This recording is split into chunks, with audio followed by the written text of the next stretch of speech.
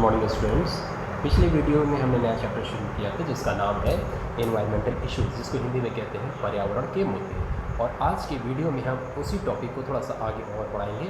पिछले वीडियो में हमने पॉल्यूटेंट्स के बारे में देखा, जो मेन हैं दो, जिसको कहते हैं बायोडिग्रेडेबल और non biodegradable pollutants.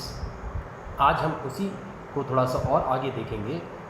Major environmental pollutants, जिसको हिंदी में कहते हैं मुख्य पर्यावरणीय प्रदूषक। मेजर एनवायरमेंटल पॉल्यूटेंट्स जो होते हैं वो कई प्रकार के होते हैं। पार्टिकुलेट मैटर और डिपॉजिट मैटर, जिसको हिंदी में कहते हैं कणिका में पदार्थ, gases, organic substances, fluorides, metals, acid droplets, domestic detergents, photochemical oxidants, agrochemicals, radioactive substance, biopollutants. So particulate matter और डिपॉजिट मैटर जो होते हैं ये कई प्रकार के होते हैं, लाइक डस्ट, स्मोक,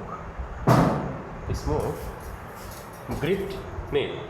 और गैसेस जो होती हैं ये भी कई प्रकार की होती हैं। हम जानते हैं एटमॉस्फेयर के अंदर बहुत सारी गैसेस होती हैं, जैसे कि nitrogen, sulphur dioxide, carbon dioxide, carbon monoxide, halogen etcetera.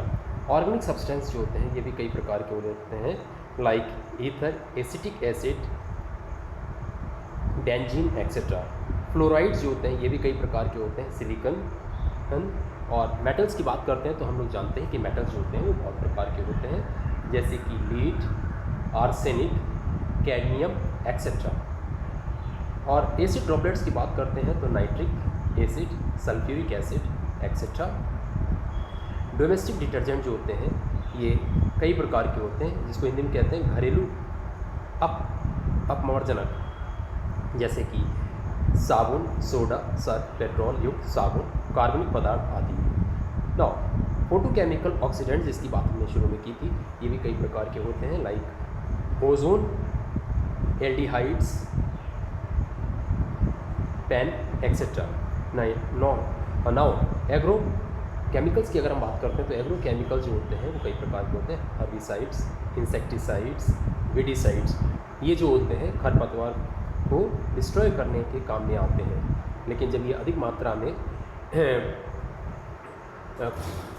मिल जाते हैं सॉइल में, वाटर में, तो पॉल्यूटेंट्स के रूप में कार्य करने लगते हैं और ये हानिकारक हो जाते हैं। रेडियो एक्टिव सब्सटेंसेस जो होते हैं वो कई प्रकार के होते हैं, cobalt, uranium, platinum etcetera. Now noise भी पॉल्यूटेंट्स होता है। हम जानते हैं कि अधिक नॉइज़ जो होती है वो हानिकारक हो जाती है, इसलिए, और नॉइज़ का जो यूनिट होता है वो डेसिबल होता है।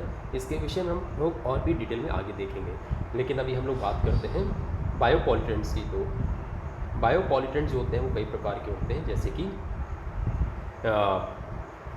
कई फंजाई होते हैं, उनके spores, bacteria etcetera. Now kinds of pollution, प्रदूषण के प्रकार।